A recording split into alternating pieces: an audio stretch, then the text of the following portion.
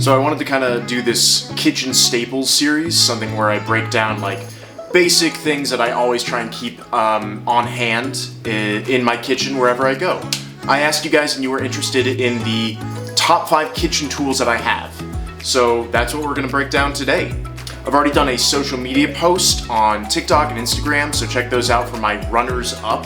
The things that were useful and I love and use, but didn't quite make it into like the top 5.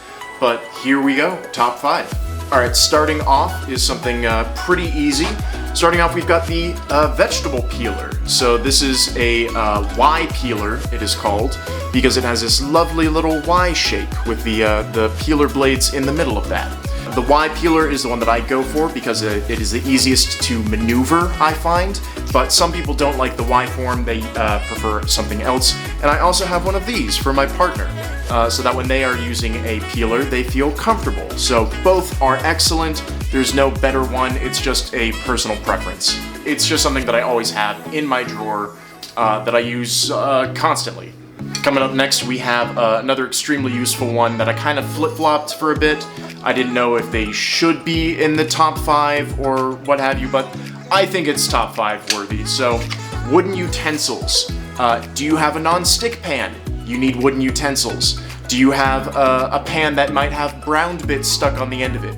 You need wooden utensils. These things last a very long time as long as you take care of them. That means cleaning them, washing them, drying them off, and not letting the water soak in. I always have a few spatulas on hand, a few wooden spoons on hand. I go through them constantly, and I try and take care of them best I can, but these are definitely something that belong in the top 5. Alright, this next one is like the biggest, most gadgety thing that I've got in the top 5 list, so I'm kind of excited for it. And that is the Instapot, or a pressure cooker.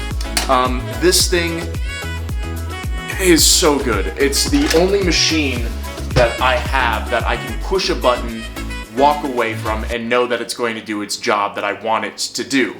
In this case, cook things very, very quickly. I use it for rice. It works perfectly as a rice cooker. It works wonderfully as a slow cooker. I can saute things in there. I can bake in there. I can keep things warm. And then one of my favorite things is that I can take frozen food and cook it very, very quickly, including frozen chicken. If I just have a shredded chicken that I need to make, this can do that from the freezer to being done in about 20 minutes. It's extremely useful. I think I use it maybe every single week. Very easy to clean and put away. Instapot, pressure cooker, so worth it.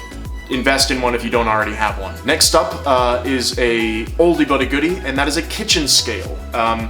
If you're a baker, you probably already have one, and if not, you should have one. You should have one.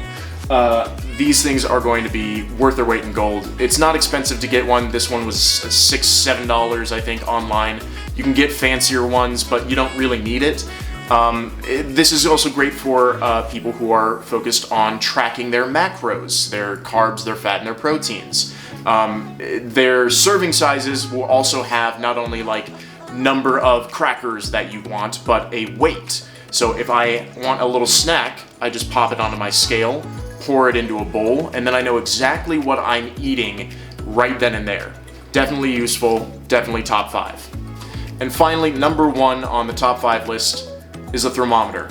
Now, I primarily use this for cooking meat, but I also have used it in the past for candy, for confectionery stuff, for caramels.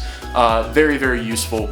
But I know a lot of people have chicken anxiety or meat anxiety. You know, did I cook this long enough? Did I cook it too long?